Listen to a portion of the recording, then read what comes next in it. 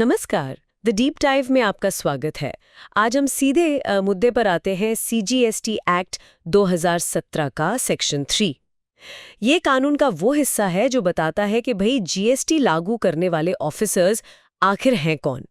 ये खास तौर पर हमारे उन लॉ स्टूडेंट श्रोताओं के लिए है जो सिर्फ रटना नहीं चाहते बल्कि सेक्शन को गहराई से समझना चाहते हैं, जैसे किसी वाइवा या मूट कोर्ट की तैयारी के लिए। तो चलिए इसे खोलते हैं। बिल्कुल। सेक्शन 3 आप कह सकते हैं जीएसटी एडमिनिस्ट्रेशन की एकदम नींव है।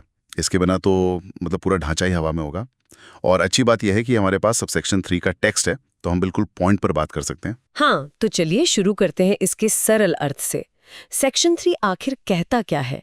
ये क्लासेस ऑफ ऑफिसर्स कौन लोग हैं? देखिए, सेक्शन 3A शुरू होता है, the government shall by notification appoint the following classes of officers for the purposes of this act, namely a principal chief commissioners, और फिर ये लिस्ट नीचे जाती है, chief commissioners, principal commissioners, commissioners, फिर additional, joint, deputy, assistant commissioners, और आखिर में एक लाइन है I such other class of officers as may be appointed for the purposes of this act.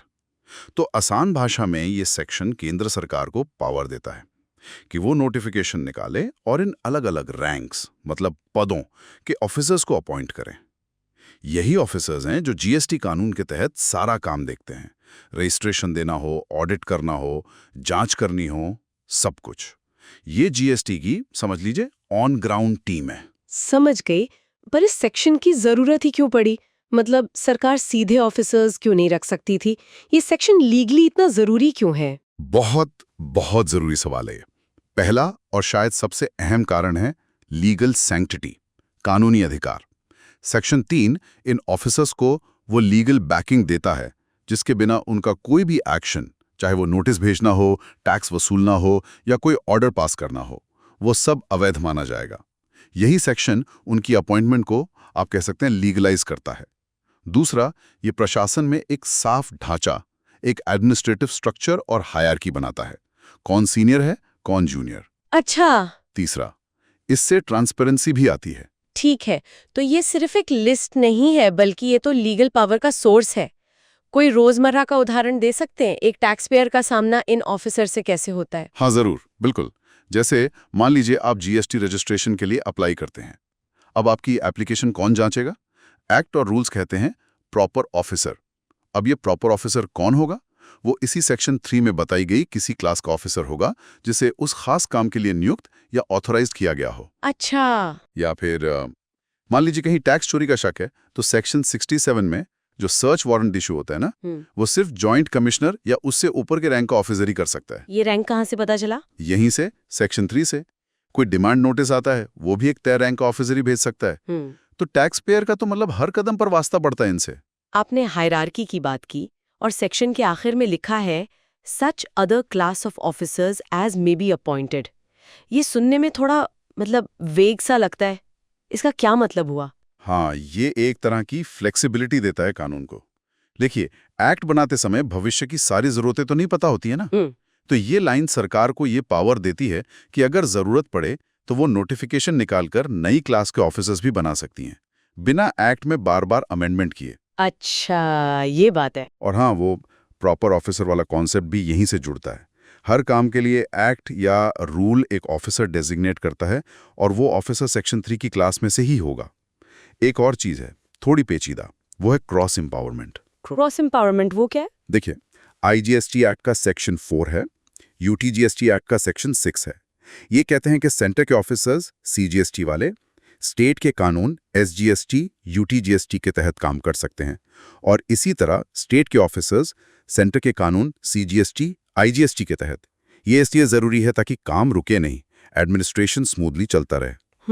ये तो जरूरी तालमेल है। अच्छा, ऐसे याद रखने का कोई आसान तरीका, कोई मेमोरी हैक? आप कह सकते हैं सेक्शन 3 जीएसटी ऑफिसर्स की ऑफिशियल टीम शीट, या सेक्शन 3 जीएसटी ऑफिसर्स की कानूनी पहचान और उनका पद, मतलब कौन ऑफिसर किस रैंक का है, ये यहीं से तय होता है। क्या ऑफिसर्स की नियुक्ति या इस स्ट्रक्चर पर कोई फेमस केस लॉ या कोई सरकारी क्लैरिफिकेशन है जिसका जिक्र करना चाहिए? देखिए, हमारे इस सोर्स मटेरियल में जो केसेस या रूलिंग्स हैं उनमें कोई ऐसा लैंडमार्क केस सीधे तौर पर नहीं है जो सेक्शन 3 के तहत ऑफिसर्स की नियुक्ति की प्रक्रिया या उनके क्लासिफिकेशन को ही चैलेंज करता हो।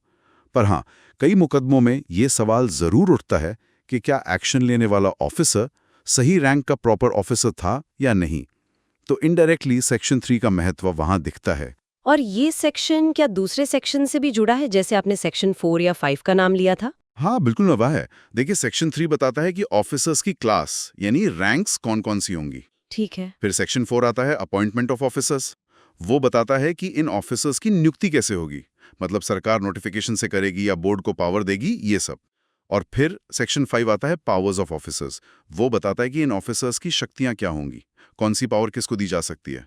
तो सेक्शन 3 ने बताया कौन है, सेक्शन 4 ने बताया नियुक्ति कैसे होगी, और सेक्शन 5 ने बताया उनके पास पावर क्या होगी। ये तीनों मिलकर ही पूरी एडमिनिस्ट्रेटिव मशीनरी बनाते हैं। बहुत बढ़िया, एकदम क्लियर हो गया। अब आते हैं वाइवा या एग्जाम टिप पर। अगर ये सवाल आता है तो क्या पॉइंट्स जरूर कवर करने चाहिए? देखिए, वीवा में पूछा जा सकता है, सेक्शन 3 जीएसटी प्रशासन के लिए फाउंडेशनल क्यों माना जाता है, या ऑफिसर्स को अलग अलग क्लास में बांटने का प्रैक्टिकल मतलब क्या है। तो जवाब में ये बातें जरूर शामिल करें। पहला, लीगल अथॉरिटी। ये सेक्शन ऑफिसर्स को काम करने का कानूनी आधार, लीगल बैकिंग देता है। दूसरा, एडमिनिस्ट्रेटिव स्ट्रक्चर। ये पूरी हायरार्की और ढांचा बनाता है, कमिश्नर से लेकर असिस्टेंट कमिश्नर तक। तीसरा, basis for delegation of powers. ये उन ऑफिसर्स को डिफाइन करता है जिन्हें सेक्शन 5 के तहत शक्तियां सौंपी जा सकती हैं। हाँ, ये जरूरी है। चौथा, इनेबल्स प्रॉपर ऑफिसर कॉन्सेप्ट।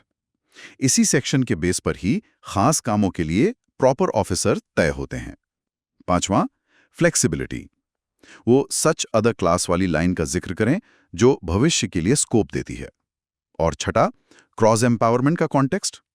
ये भी बताएं कि कैसे ये सेंटर स्टेट कोऑर्डिनेशन में मदद करता है। और हाँ, अगर हो सके तो बेयर एक्ट की भाषा कोट करें, जैसे the government shall by notification appoint. इससे इंप्रेशन अच्छा पड़ता है। बिल्कुल।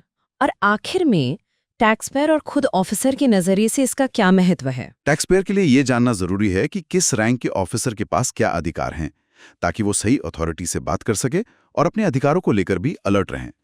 और ऑफिसर के लिए, उनके लिए ये सेक्शन उनकी भूमिका, उनका जुरिस्डिक्शन यानी अधिकार क्षेत्र, और उनके द्वारा किए गए कामों की वैधता, लेजिटिमेसी को तय करता है।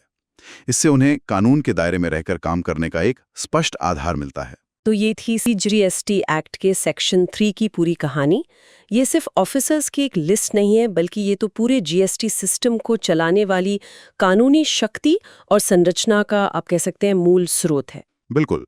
और एक सोचने वाली बात यहाँ छोड़ जाते हैं, जब सेंटर और स्टेट के इतने सारे अलग अलग रैंक्स के ऑफिसर्स हैं और उनमें क्रॉस एम्पावरमेंट भी है, तो ये सुनिश्चित करना कि कानून सब जगह एक ही तरह से लागू हो, यूनिफॉर्म एप्लीकेशन हो और इन सभी ऑफिसर्स के बीच सही तालमेल बना रहे, ये अपने आप में कितनी बड़ी एडमिनिस्ट्रेटिव चुनौती होगी, है ना। इस पर भी आगे सोचा जा सकता है। जरूर। उम्मीद है ये चर्चा हमारे श्रोताओं के लिए उपयोगी रही होगी। अगली बार फिर मिलेंगे एक नए विषय के साथ।